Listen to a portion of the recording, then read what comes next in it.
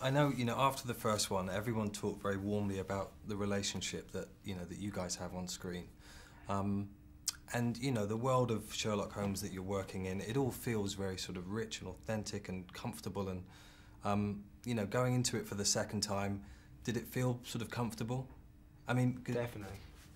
I think what I'm kind of getting at is everything felt sort of amped up in this installment. Everything felt sort of bigger and like, I don't know, like you were sort of putting yourself more at stake, like you were sort of, Well, it was a strange mixture of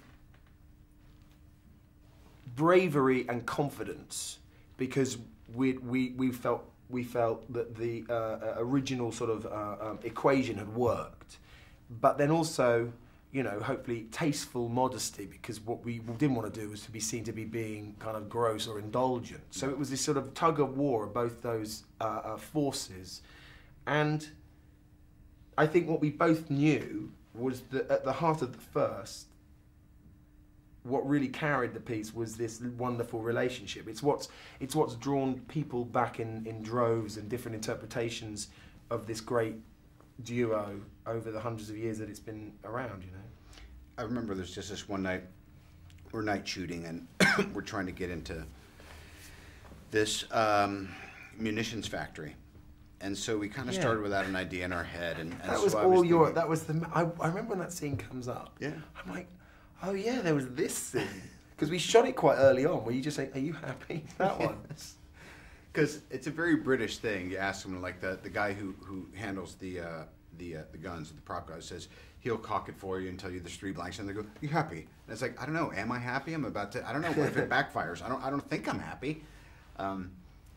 So we thought about him inquiring right at this time in the movie, right before things really start going south for both of them. Kind of.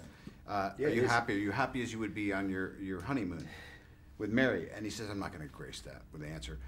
Where we really wound up was something right out of the books, which is a note he leaves for Watson that says, come if I can't remember now.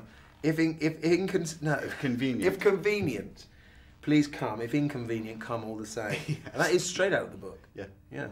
And it's so odd that right before we're going into this kind of dark spot in the film that there's this chuckle, and that's Doyle. Yeah.